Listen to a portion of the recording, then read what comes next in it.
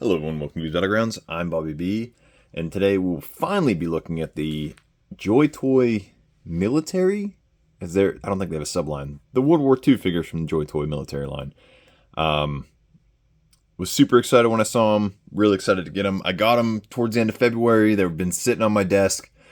Got moved around a little bit because of the new Joe's new Action Force stuff. So I apologize for the late video here, but we're gonna get into them. We'll do some comparisons with the previously released World War II stuff that came out in 2020, 2021-ish. It showed up. There was a couple awesome sets, and then it just kind of disappeared. And then the Warhammer took over. And then that futuristic military line kind of jumped in there a little bit. But it seems like Joytoy is still revisiting some of the older stuff with both World War II and then the modern day military stuff. And you guys know I love some military action figures. And I mean, who doesn't love World War II themed stuff? So let's dive into it. So we get these blister card, and then they like wrap around. Plastic comes out. This is going to be the U.S. Army figure. Got a nice little shot on the back. All kinds of legalese and stuff like that. Goes from there. Figure itself, you get quite a bit of accessories. You get this nice little stand, which I don't have any for any of my Joytoy figures. Put him back there. Now I'm gonna say what these weapons remind me of. They might not be exact, so I apologize. We got like a M1 carbine. It's got the nice little sling on it. We got our grease gun.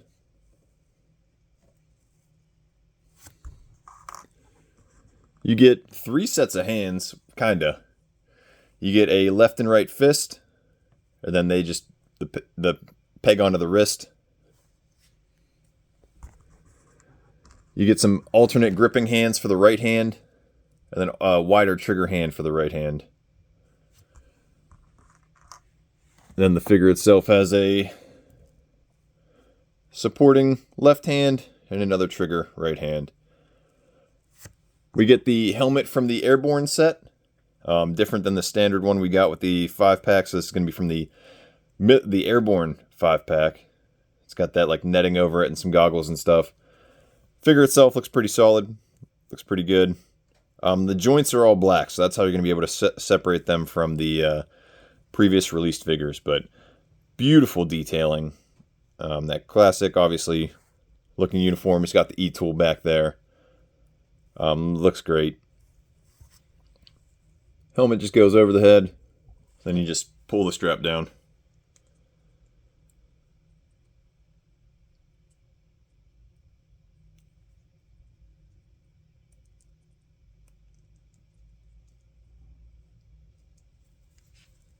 And you're good to go. Then obviously you can work at make sure it's straight and all that stuff. Comparing him with the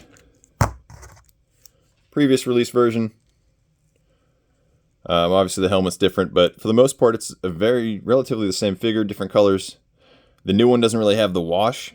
You can kind of see that dirty wash on the old one, and then obviously the joints are that green color. Boots are a little bit lighter on the older one. All around something different.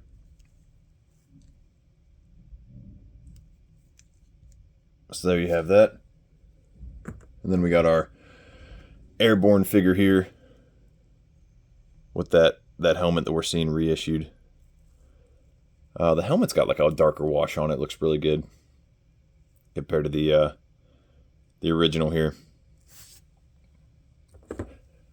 All this web gear is one piece. So you got the load bearing straps and the backpack all connect into one. Same with the belt. So that's the American. Moving over to the Soviet. We got our Soviet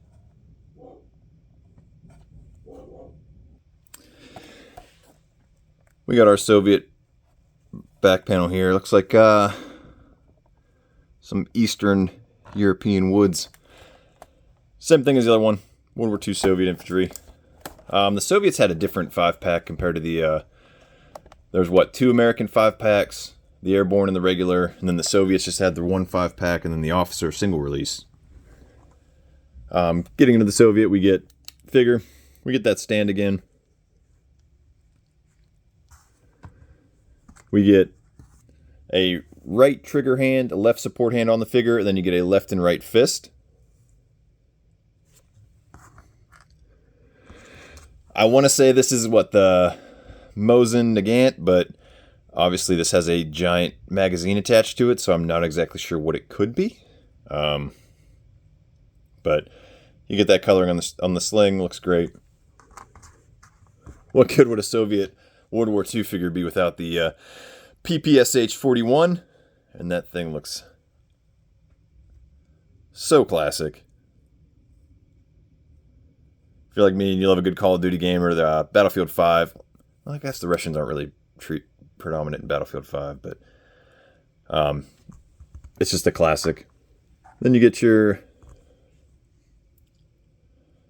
Soviet K-Pot, and of course your classic Soviet hat with the red star right there on the center. Going to the figure himself, we got those black joints again to separate it from the previous release. Knees and elbows. You got the backpack web gear, then you got the sleeping bag looking thing that just kind of loops over it. Then you got the separate satchel. And that just kind of wiggles its way over, fits over it, good to go. Figure himself looks great. That classic uniform. All black boots. Grab that hat, throw it on him, and then comparing him with one from the 5-pack, very similar. He's in a more mustard tan opposed to this more darker weathered tan, but otherwise it's all the same. So the 5-pack has the weathered look, whereas the new single releases kind of stand out. So if you're in the aftermarket area, just don't get duped on that. And that was the Soviet. Now the Wehrmacht, German, for obvious reasons, they're called the Wehrmacht. Nice little bombing run situation going on right there. Same thing as last one. Got that slide card. Slide blister? I don't know what that'd be. Got your stand. Getting into the weapons. You got your MP40. The strap does pop off. Same with this stock. Just like a little peg in there. Comes right out. Got your, I don't know, is it a Gewehr or a Car 98? I'm not exactly sure off the top of my head. But there it is right there. It looks pretty solid. And then similar to the American, we got our left and right fists. We get our 2 right trigger hands. You get that right support hand. And then you get that left support, like open hand on the figure itself. We get our World War II helmet. It's got some weathering to it. And then going to the figure himself. Oh, the foot the peg's on the front of the foot, which I think is kind of weird. But you got those black joints again. Then you got your web gear, black joints in the knees. Grabbing one from the regular, what was it? The summer winter 5-pack. There's 2 5-packs for the Germans, 2 3-packs, and then the German officer. I do not have the German officer because I refuse to pay the amount of money he is in the aftermarket. But he's got the baggy pants, like we've seen with I think it's the spring and summer 3-packs. I'd have to go double check. Different boots, different legs, so definitely easy to spot the difference in this one. This helmet's pretty weathered too, pretty tinged up. So there's your Wehrmacht. Throw his helmet on him.